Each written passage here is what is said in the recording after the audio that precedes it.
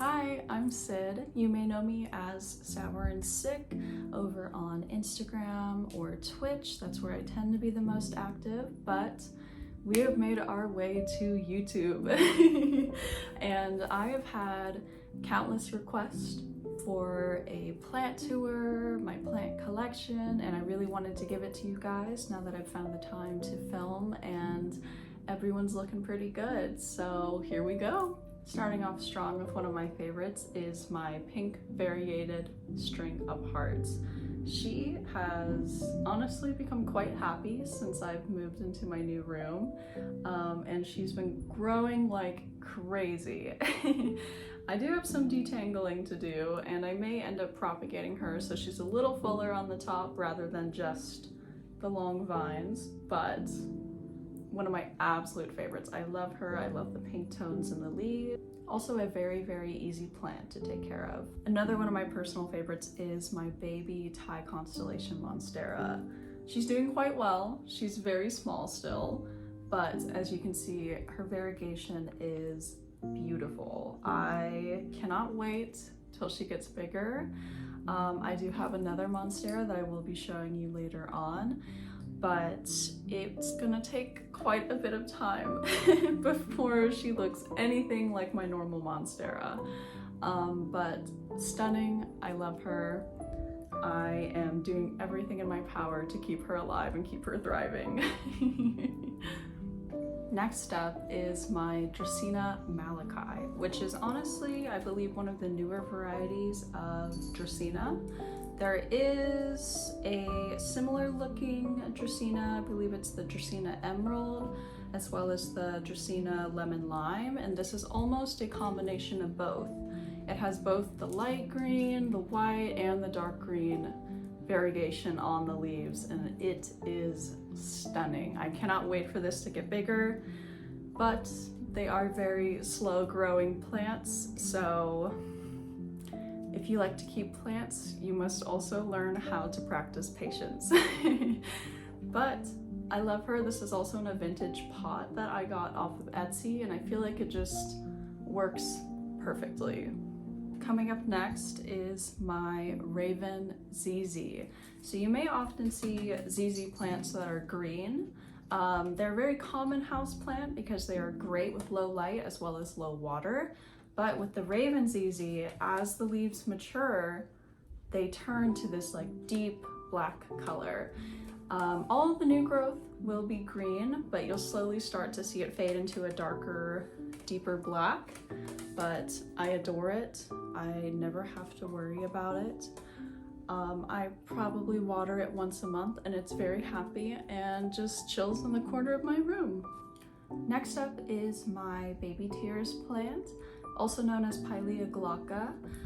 It takes more of a aquamarine color than the typical bright green baby tears you see. It will also have more of a reddish stem with the more light that it gets, but I've popped it into this little seashell pot because I thought it looks like little bubbles, and I thought it just kind of fit the vibe perfectly. But I do love this one, another very easy plant to take care of. And it just kind of grows off of my radiator and hangs out. So I think my happiest plant of them all is my Swiss cheese plant. I'm actually considering putting this into a hanging basket. It's quite wild at the moment. But I am considering putting this in a hanging basket to hang in the background of my stream, just to bring some more greenery, but it is quite literally about as tall as me currently. It's very happy. It's in about, I'd say, a low to medium light, but it's doing quite well. This one could also probably use some propagating or cutting back, but I kind of love how crazy it's looking right now. But I could quite literally almost wrap it around me, so I love it. Very, very similar look to a Monstera if you like the Monstera look but are looking for a vining plant. I believe it is also in the same family. Another very pretty plant of mine is my Aglonema Sparkling Sarah. Lots of pinks, Lots of greens, almost these yellowy tones, as well as some red tones occasionally. But super easy to take care of. Aglaonema can be a little finicky when it comes to these brighter colored varieties, but we've been doing good so far. We've been doing good. She's been pulling through. She definitely had a moment where she was getting a little leggy, but as you can see, she has filled out quite a bit since then. Next up is one of my favorite plants of all time. I do have quite a smaller version of it. With time, it will get bigger and hopefully develop more color, but this is my Philodendron Prince of Orange. It's not looking very orange right now. I think as it matures, as it grows, more color will develop, as well as when it gets more sunlight. Unfortunately, this guy is on my grow light stand, which is sufficient, but really does not compare to natural light. This one is also in a pot. I believe this is a vintage pot that I also got off of Etsy. If you're ever looking for cool pots, especially vintage ones, Etsy and eBay are your best friend. But with time, he will become much more orange, much more red. It's almost like autumn in a plant. I love these guys to death. I think they are so beautiful and I truly cannot wait for it to grow up. But again, patience. If you have plants, you must practice patience. So, but I'll insert a picture of what they're supposed to look like when they're more mature, and then hopefully one day we will get there. Next one up is my pink princess philodendron. As you can tell, I'm quite the philodendron girly. She's not quite as pink. She is a little finicky. She gives me a run for my money, but it's okay. I love her.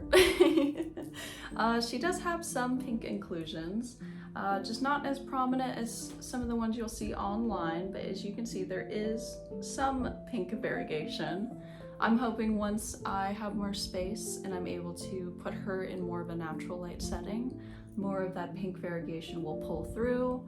But until now, she lives on the grow light stand, which is just sufficient enough. But hopefully she'll stop giving me a hard time one day. My next plant is my Spathiphyllum, or better known as the peace lily. Very easy plant. It does like to stay moist. They can be quite dramatic. I actually thrifted this pot. I was trying to keep her as a hydroponic, water-only plant, and it did work for quite a while, but I thought she would do much better planted in soil, as she should be.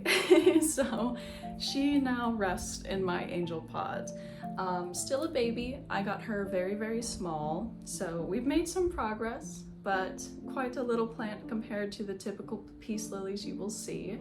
And she has yet to bloom, but I will be fertilizing everything very soon, and hopefully that will up their progress on their growing and blooming journey. Another vining plant of mine is the Pearl and Jade Pothos. This pothos is actually much slower growing compared to other pothos you may acquire or see. They are typically very fast vining plants, but this one, I don't know, it doesn't like to grow quite as fast, which is okay. It's okay, everything has its time.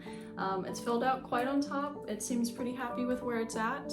It will also be getting some fertilizer, so maybe we'll see a boost in its vining, but yeah, very pretty with where it's at. It does have a similar look to the Marble Queen Pothos, but the variegation pattern is a little bit different. These have more blocks of white, while the Marble Queen Pothos, I'd say, is a little more scattered with its white variegation. And I will be showing you that next, so you can kind of see the difference between the two. This is my Marble Queen Pothos cutting. I have yet to plant it. It is still currently rooting. I did have a friend gift me a cutting from their much larger pothos. But as you can see, where this variegation is a little more scattered, a little bit more all over, while these have more almost a color blocking look to it, while this looks like it's almost spritzed on. But both are beautiful, both are green and white, both pothos that are very easy to grow and maintain. This next one I actually acquired from an old coworker, and it is quite the funky plant.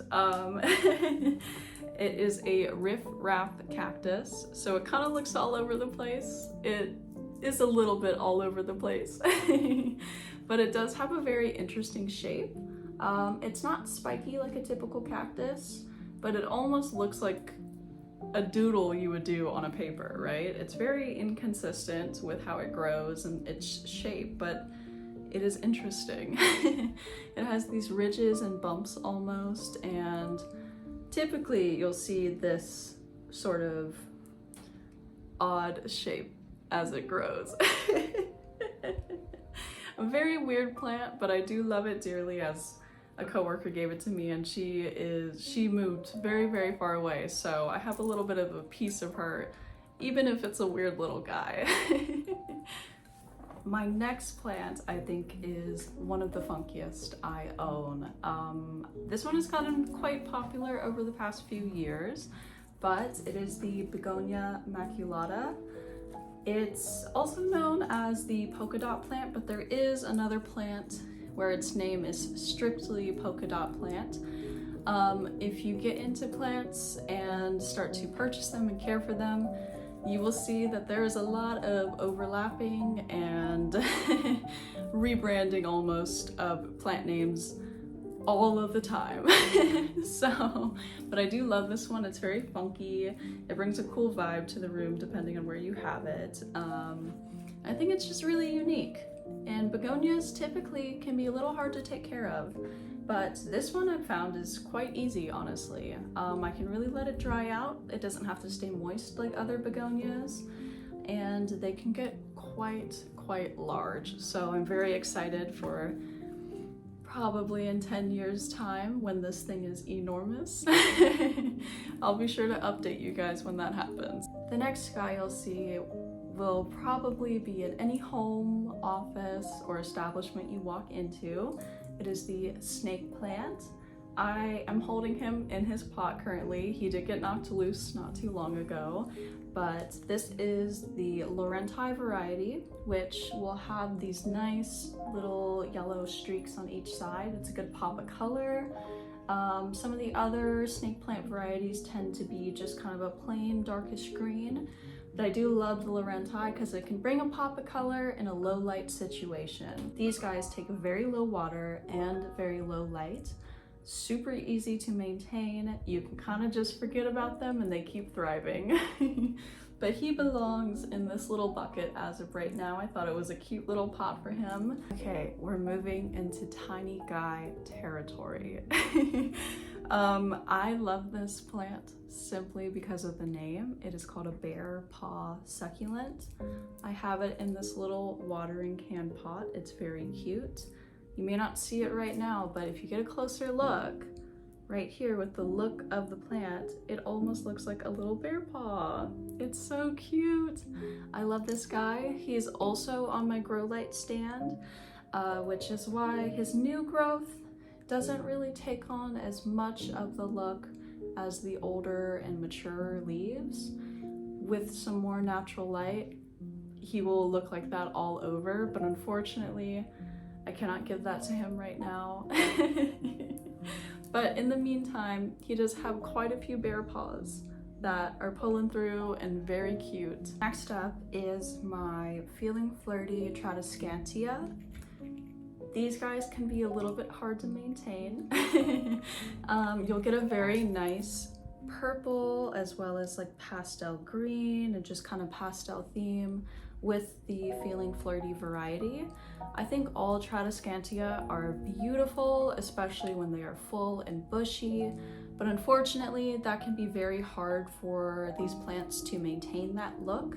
They tend to get very leggy, which means that The vines coming down from the plant can look very full, very beautiful, very colorful, but as it grows, the top tends to empty out almost. So what a lot of people will do is just cut from the stems and stick it right back in to fill up the top again. Very beautiful if you're looking at it from below, but as it grows, you may have to fill the top back out because looking from above, it's not quite as pretty, but from the side and from below, it's a beautiful little plant. Following that is my tiny, tiny barrel cactus. So I have about 5 in here, and I got them because they had initially fallen off of a much larger barrel cactus. I'd say these were probably the size of a Skittle or smaller when I got them. Cactus and succulents in general tend to be very slow growing, so we've made progress. We've definitely made progress, but he's gonna be tiny for quite some time. But I thought it was appropriate. The pot I put him in, stay angry, because as we know, cactus are aggressive creatures, so this is honestly one of my favorite pots that I own. The next little guy I own is actually quite rare, not because it's a newer plant, but because it's a much older plant that you typically can't get your hands on too often. It is the beefsteak begonia. He is quite small right now, but as you can see, it has a beautiful deep red on the back of the leaves, while there's a bright green on the front. I actually got this from a customer I was helping at my old job when I worked in a greenhouse. They had this plant for over 50 years and they really wanted to cut it back. Their plant was much, much larger, and so there's a lot of excess begonia that they no longer wanted. And as you can see, it's doing quite well. It does have some new growth peeking out right here, but I will say it took us a long time to get to this point. He would only have 3 leaves, and then one would die, and then one would grow, and then one would die, and the cycle just kept repeating and repeating. But he is finally just purely in his growth stage. We have many leaves and many more to come now. So it's very exciting to have sort of a rare plant that not everyone can get their hands on. It's definitely not the prettiest or the coolest, but it's one that's been around for a long time that isn't as accessible, and it's kind of an exciting part of my collection. Before I go out and grab my biggest plant, which is my monstera, the typical split leaf plant you will see, I wanted to show off more of my propagations. So in this pot, it's kind of taken over. We do have a Pachira aquatica, or a money tree, as you may know, as well as a little slice of a moonlight sansevieria or snake plant. I'm hoping to one day have a snake plant with all stems of all the different varieties, so it's just quite a colorful snake plant in one pot. The story behind having so many money tree propagations, I would love to show you all my money tree, but I had an unfortunate incident with him about 2 weeks ago. When it's warm outside, when it is consistently above 50 degrees, you can take your houseplants outside. They love it, you know, keep it in a more shaded area. They'll get the water, they'll get the natural light, and they just soak it up and grow, grow, grow. Unfortunately, we had quite a bit of wind the day I did take out my money tree, and it did get crushed a little bit. It's still currently recovering. Definitely not pretty enough to show on this plant tour, but who knows, maybe when I do an update, you guys will get to see the money tree. But as of right now, you get to see the little babies that I am growing to salvage. This next one was also gifted to me from a friend. I cannot remember the name of it for the life of me. I will insert the name as well as a photo, but it looks like when it is fully mature. But it is my only carnivorous plant, and it's quite a beauty. If you have carnivorous plants or you want them, just know they are very, very picky. This one, you kind of have to baby it. It only likes filtered water. It has to be consistently moist, whether it is a propagation or potted. And eventually, this is a vining plant, which it will vine and it almost grows these white flowers, but those flowers are actually the carnivorous part of the plant. So in my opinion, definitely one of the more beautiful carnivorous plants there are. I do love a Venus flytrap, but they aren't quite the prettiest to look at. But I am very excited for the growth of this guy. I could honestly pot him up, but he does seem to be quite happy just in the water in the current moment. And Things Strong is my biggest plant, as well as the first plant I brought home. I actually acquired this monstera because a customer at the old greenhouse I worked at had bought a full, beautiful plant, but with improper care, it was down to 3 leaves. And you know, they just wanted to get rid of it. They didn't want to deal with it anymore. And I was like, I'll take it home. And thus, you can see why my collection is so big now. You know, the first plant that truly got me into just this love of plants and caring for them and watching their growth and their progress.